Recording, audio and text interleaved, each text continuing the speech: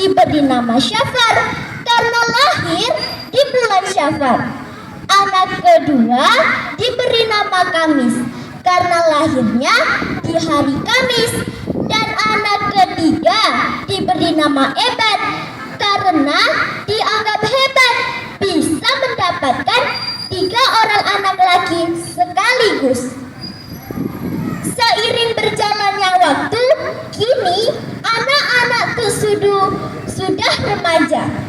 Mereka pun menunjukkan bakat, yaitu memancing ikan di laut dan berburu di hutan. Mereka tidak suka bertani karena menurut mereka bertani itu lambat mendapatkan hasil. Lain ceritanya pada Tusudu dan Nek Pinggan yang sehari-harinya berada di ladang. Pada suatu hari saat hari mulai senja, Tusudu dan Nek Pinggan beranjak dari ladang untuk pulang ke rumah. Dan hari dah senja, hayuklah kita balik, ajak Nek Pinggan kepada suaminya. Yalah, abang pun dah letih ni, jawab Tusudu kepada istrinya.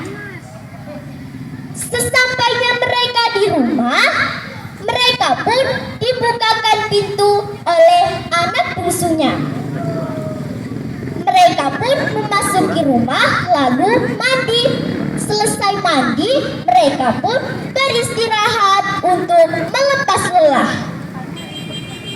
Saat hari mulai malam, mereka dipanggil oleh anak-anaknya untuk makan.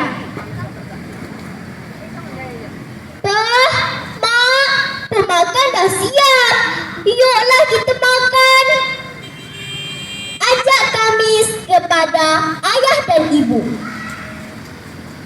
Iyalah nak, sekejap lagi Bah dan Mak ke dapur, jawab Nek Pinggan kepada anak-anaknya. Tak disangka, ternyata anak-anak Tusudu juga pandai memasak. Mereka memasak hasil buruan. Setelah makan malam, mereka pun berkumpul di ruang tengah untuk membicarakan apa yang ada di hutan dan susah senang cara berburu di hutan. Tiba-tiba Syafar berkata kepada ayahnya, Bah, rencana kami esok kami hendak pergi memancing. Karena dah lama betul kami tak pergi memancing, kata Syafar kepada ayahnya. Yalah nak, Bah doakan semoga anak-anak Bah dapat hasil tangkapan yang banyak, jawab Tusudu kepada anak-anaknya. Saat hari mulai subuh, seperti biasa, Nek Pinggan membangunkan anak-anaknya. Selesai sarapan, Syafar dan adik-adiknya berpamitan kepada orang tua. Bah, Mak, Syafar dan adik-adik pergi memancing dulu ya. Memangnya anak-anak Mak nak pergi memancing di mana? Tanya Nek Pinggan kepada anak-anaknya. Kami hendak pergi memancing di laut dekat Tanjung tu, Mak, jawab Syafar.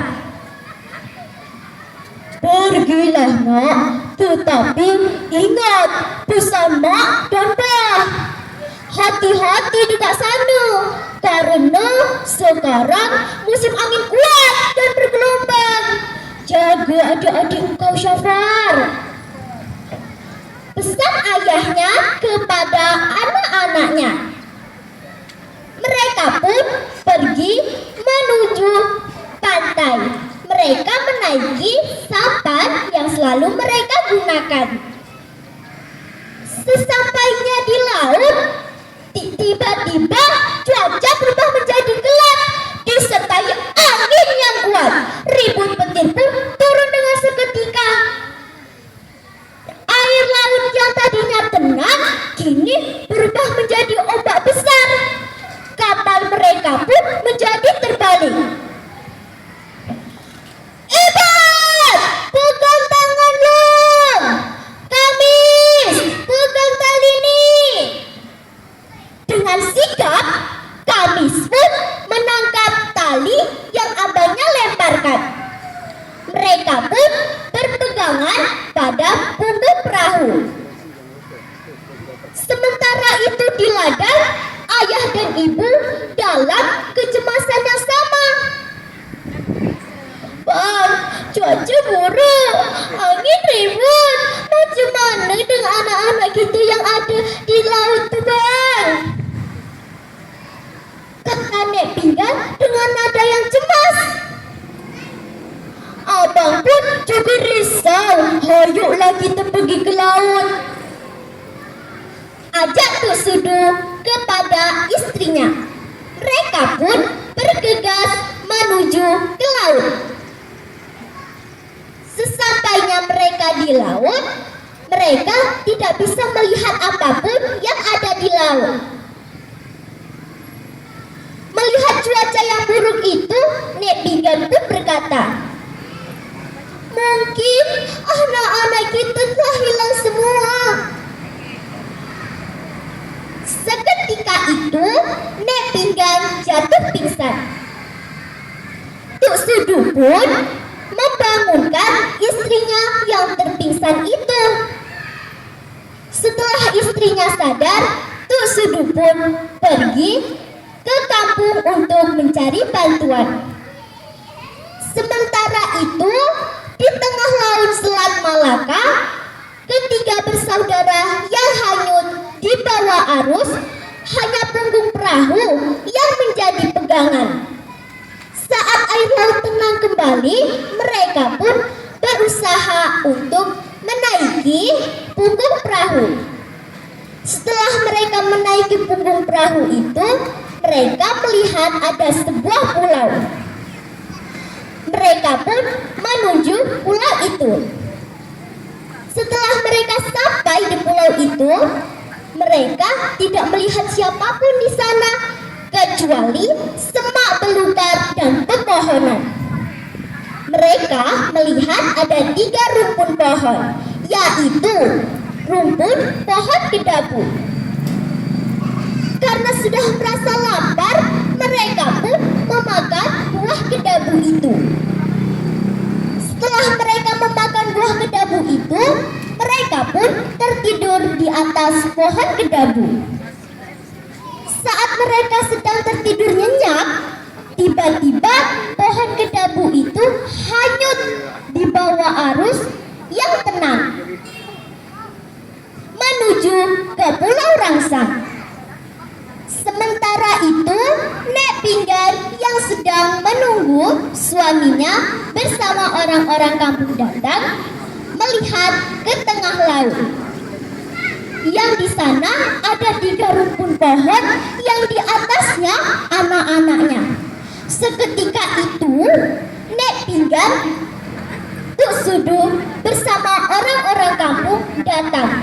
Nek Pinggan pun berkata kepada suaminya, Bang, tengok tuh anak-anak kita, kata Nek Pinggan dengan rasa bahagia. Yelah, abang doakan semoga anak-anak kita selamat, jawab Tuk Sudu. Tetapi tidak banyak orang kampung yang mempercayai bahwa di atas rumpun itu anak-anak Tuk Sudu dan Nek Pinggan. Karena menurut mereka anak-anak Tuk Sudu dan Nek Pinggan sudah tenggelam dan meninggal. Pohon itu pun semakin mendekat dan menunjukkan wujud. Tuk Sudu pun berkata,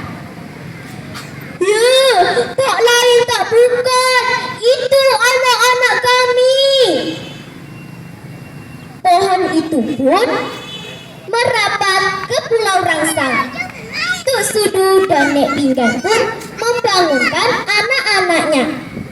Setelah anak-anaknya sadar, Tuk Sudu dan Nek Pinggan bingung melihat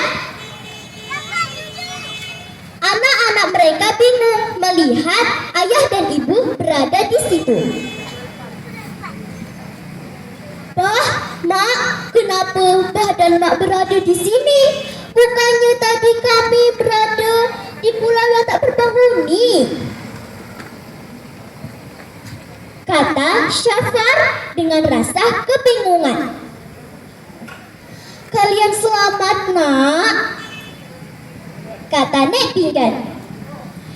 Ya, kalian selamat berkat datang ke Dabuni, kata Tuk Sudu.